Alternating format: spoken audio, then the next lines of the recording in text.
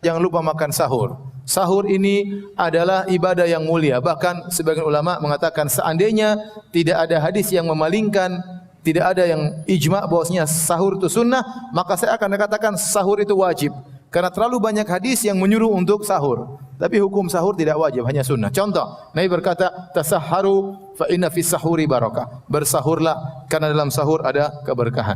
Nabi SAW berkata, tasahharu walau jur'atan mimma. Bersahurlah meskipun hanya seteguk air. Kata Nabi SAW, ya, al-faslu baina wa baina siyami ahlul kitab aklatus sahur. Yang membedakan antara puasa kita dengan puasa ahlul kitab adalah makan sahur. Ini semua ya menunjukkan bagaimana Nabi sallallahu alaihi wasallam memperhatikan masalah sahur. Bahkan dalam hadis Nabi sallallahu alaihi wasallam bersahur secara berjamaah. Dari Zaid bin Thabit, kami tasaharna ma'an Nabi sallallahu alaihi wasallam, kami bersahur bersama Nabi sallallahu alaihi wasallam. Oleh karenanya sebagaimana ada buka berjamaah, sahur berjamaah juga ada, dan itu sunnah Nabi sallallahu alaihi wasallam. Kita tidak apa-apa bertemu dengan kawan-kawan, janji untuk sahur bareng, dan Nabi sallallahu alaihi wasallam pernah sahur bareng dengan para sahabat. Baik, kita bersahur sampai kapan waktu terakhir sahur? Waktu terakhir sahur sampai adzan subuh. Kalau adzan subuh sudah dikumandangkan, maka harus berhenti. Harus berhenti. Ini pendapat jumhur ulama. Kenapa? Karena itu limit batasan yang Allah berikan. Kata Allah Subhanahu wa taala dalam Al-Qur'an, "Fal ana bashiruhunna wabtagu ma kataballahu lakum wa kulu washrabu hatta yatabayyana lakumul khaytul abyadu minal khaytil aswadi minal fajr, thumma atimus siyama ilal lail." Kata Allah, sekarang di malam hari silakan gauli istri-istri kalian.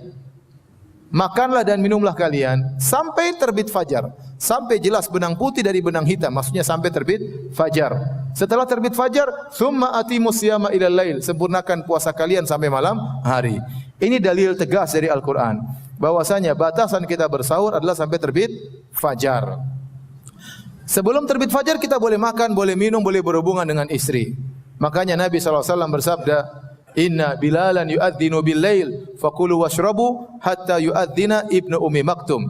Kata Nabi SAW, sungguhnya Bilal mengumandangkan azan di malam hari, azan pertama. Makanlah dan minumlah kalian sampai kalian mendengar azan kedua, yaitu azannya Ibnu Ummi Maktum. Oleh karenanya yang tersebar di masyarakat adanya imsak, pengumuman 10 menit sebelum azan, itu bukan berarti larangan. Tapi kalau ada pengumuman imsak, berarti berhati-hati karena 10 menit lagi sudah azan. Masih boleh makan, masih boleh minum, masih boleh berhubungan dengan istri, masih boleh. Ya, 10 menit lumayan ya, bisa 1 piring, bisa 2 piring. 10 menit cukup lama. Kalau ente bangun terlambat 10 menit lumayan bisa makan dan minum ya. Waktu yang efektif 10 menit.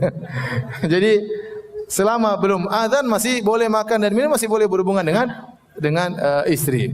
Tetapi kalau sudah azan harus berhenti. Harus berhenti.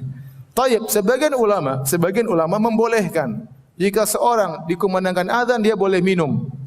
Berdasarkan hadis, "Idza sami'a ahadukumun nida wal ina'u fi yadihi fala yadha'u hatta yaqdiya hajatahu."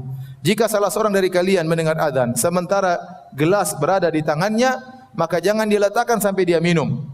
Ini diambil zahir hadis oleh sebagian ulama bahwasanya rukhsah keringanan dari Nabi kalau kita sedang bersahur, tiba-tiba kita dengar azan, maka kita segera akhiri dengan minum air putih.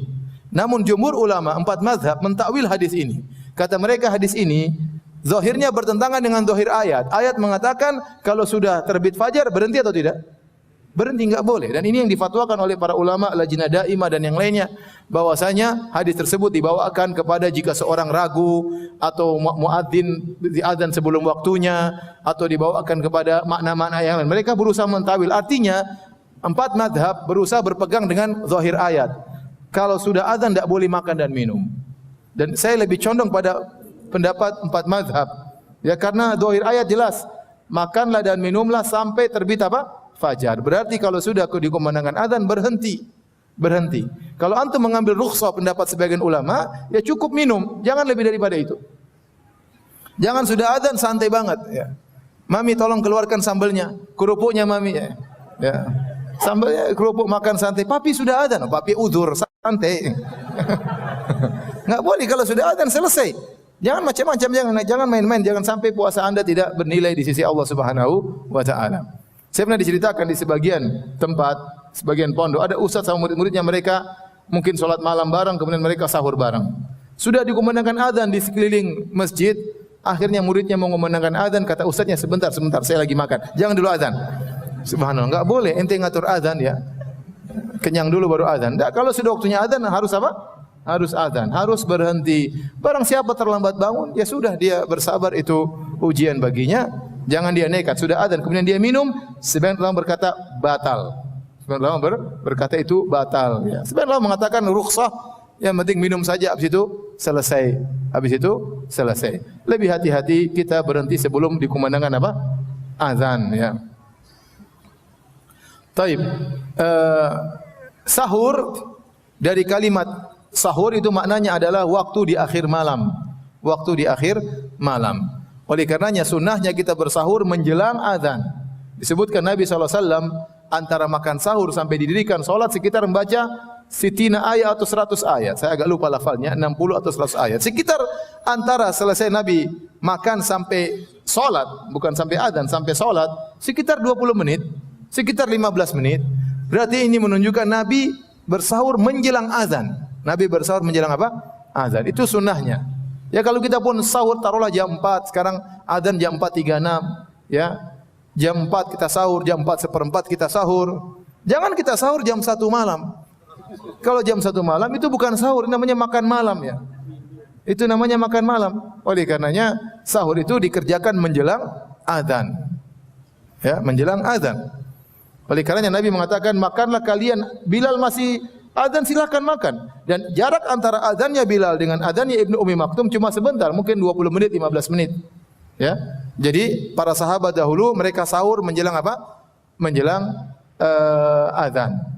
Maka jangan seorang bersahur terlalu cepat jam 2 kecuali ada uzur ya sehingga dia harus safar atau harus kegiatan, tetapi dia siapkan air minum menjelang azan, dia minum sehingga dia dapatkan keberkahan makan sahur. Jangan lupa tatkala di sahur berzikir kepada Allah, berdoa kepada Allah, karena di waktu sahur waktu penuh berkah, waktu turunnya Allah ke langit dunia, ya, yang kata Allah Subhanahu wa taala, wa bil asharihum yastaghfirun. Di waktu sahur mereka beristighfar kepada Allah Subhanahu wa taala. Oleh karenanya selain kita sahur, jangan lupa memanfaatkan waktu tersebut untuk berdoa kepada Allah atau untuk bermunajat kepada Allah di waktu sahur.